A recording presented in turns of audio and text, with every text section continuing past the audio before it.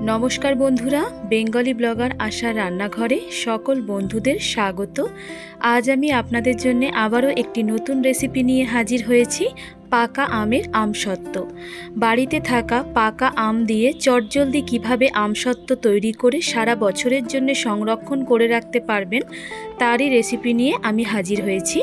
Recipe पुरोटा देखार जन्य सकल बंधुदेर काछे अनुरोध रइल, भालो लागले अवश्यई आमाके कमेंट करे जानाबेन। पाका आमेर आमसत्व करे नेওয়ার जन्य आमी एखाने 4टे हिमसागर निয়েছি। এই আমটি গাছ পাকা। আপনারা যে কোনো ধরনের আমসত্ব তৈরি করার জন্য ব্যবহার করতে পারেন। আম ভালো করে ধুয়ে নিয়ে কিছুক্ষণ বোটা একটু খুঁটে জলে ভিজিয়ে রেখেছিলাম। তারপরে এরকম একটি ছুরি নিয়ে আমগুলোকে প্রথমে 2 ফালি করে কেটে নিচ্ছি।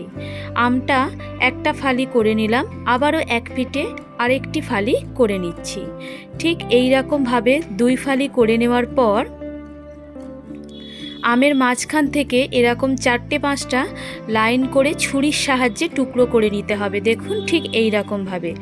এইভাবে আমগুলো যদি কেটে নিই তাহলে খুব সহজে আমের থেকে পাল্পটি বেরিয়ে আসবে। দেখুন এইভাবে টুকরো করে নিলাম। এবারে এটা উল্টে নিয়ে সমস্ত আমের পাল্পটি একটি বাটির মধ্যে বের করে নিতে হবে। আপনারা আমের খোসা ছাড়িয়েও পাল্প বের করতে পারেন। আমি এই রকম ভাবে সমস্ত আমগুলো কেটে নিয়ে বের করলাম। আবারও ফের পরবর্তী আমের পাল্পটি ঠিক এই রকম ভাবে বের করে নিচ্ছি। আটিগুলো থেকেও একই রকম ভাবে আমের পাল্পটি বের করে নেব, যাতে খেয়াল রাখবেন আমের পাল্প আমের খোসার সাথে নষ্ট না হয়। সমস্ত আমের পাল্পগুলো ঠিক এই রকম ভাবে বের করে নিলাম। আটি থেকেও একদম খুব সুন্দরভাবে আমের পাল্পটি চেঁচে নিয়ে নিচ্ছি। ছুরি দিয়ে কাটার সময় একটু সাবধানতা অবলম্বন করবেন যাতে হাত না কেটে যায়। খুব সাবধানে এইভাবে বের করে নিতে হবে। এবারে আটি থেকেও আমের পাল্পটি কচলে বের করে নেব। সমস্ত আটি থেকে পাল্পগুলো ঘষে বের করে নিয়েছি। এখন একটি বড় মিক্সার জার নিয়েছি, তার মধ্যে সমস্ত আমের পাল্পগুলো নিয়ে ভালো করে একটি স্মুথ ব্লেন্ড করে নিলাম। দেখুন আমটি খুব সুন্দরভাবে আমি এটা পেস্ট করে নিয়েছি বা ব্লেন্ড করে নিয়েছি। এবারে কড়াইয়ের মধ্যে বেশ কিছুটা জল দিলাম যাতে আমের পাল্পটি দেওয়ার সঙ্গে সঙ্গে কড়াইয়ের তলায় না লেগে যায়। আমি যে আম ব্যবহার করেছি সে আমের আঁশ নেই, তাই আমি আমটিকে ছেঁকে নিইনি। যদি আপনারা আঁশওয়ালা আম ব্যবহার করেন অবশ্যই আমের পাল্পটিকে ছেঁকে তারপরে কড়াই দেবেন। দেখুন আমের পাল্পটি কড়াইয়ে দেওয়ার সঙ্গে সঙ্গে ভালো করে নাড়াচাড়া করতে হবে যাতে না তলায় লেগে যায়। ঠিক এই পরিমাণে নাড়াচাড়া করে বেশ ভালো মতো 3 মিনিট মতো ফুটিয়ে নিয়েছি। ভালো মতো আমটি ফুটতে শুরু করেছে। এই সময় দিয়ে দেব 1 হাতা চিনি। যেহেতু হিমসাগর আমটি বেশ পরিমাণে মিষ্টি তাই আমি এখানে 1 থেকে 2 হাতা মতো চিনি ব্যবহার করলাম। আর দিলাম 2 টেবিল চামচ ভিনিগার। ভিনিগার অবশ্যই দেবেন যাতে আমটা স্টোর করার জন্য খুবই সাহায্য করবে। চিনিটা গলে যাওয়া মাত্র আমের সাথে ভালো করে মিশিয়ে নাড়াচাড়া করে মিশিয়ে নিতে হবে। দেখুন চিনি আর ভিনিগার দেওয়ার পর হালকা করে আমের কালারটা একটু চেঞ্জ হয়ে আসবে। এই পর্যায়ে ভালো মতো মিশিয়ে নিয়েছি। মোটামুটি আবারও 3-4 মিনিট ঠিক এই রকমভাবেই নাড়াচাড়া করছি। মোটামুটি আমি এটি 8 মিনিট রান্না করলাম। এবারে আমের পাল্পটিকে আমসত্ত্বটিকে শোকাবার জন্য একটি প্লেট নিয়েছি।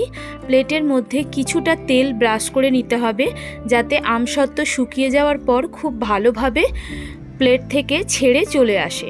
আমি এখানে 2টো প্লেট ব্যবহার করেছি। এবারে আমসত্ত্বটিকে প্লেটের মধ্যে চারিদিকে স্প্রেড করে নিয়ে ভালো করে থালায় দিয়ে স্প্রেড করে নিলাম। এটিকে 2 দিন রোদ খাওয়াতে হবে। যদি রোদ খুব ভালো থাকে তাহলে 2 দিনের মধ্যেই খুব ভালোভাবে আমসত্ত্ব তৈরি হয়ে যাবে।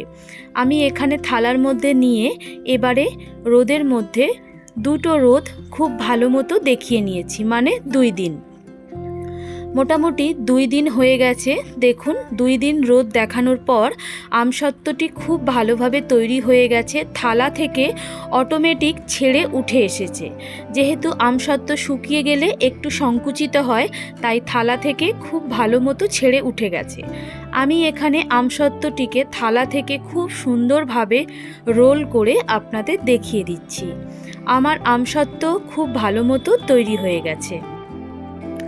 প্লেটের মধ্যে একটু তেল লাগিয়ে নেওয়ার জন্যে আমসত্ত্বগুলো খুব সুন্দরভাবে প্লেট থেকে ছেড়ে উঠে আসছে। ঠিক এই রকমভাবে আমসত্ত্বগুলো তুলে নিলাম। নেওয়ার পরে এবারে পছন্দ মতো পিস করে নিতে হবে। আপনারা আপনাদের পছন্দ মতো সাইজ অনুযায়ী পিস করে নিতে পারেন। বাজারের থেকে অসাধারণ স্বাদের আমসত্ত্ব কিন্তু বাড়িতেই তৈরি করে নেওয়া যায় খুব সুন্দরভাবে, সহজ পদ্ধতিতে।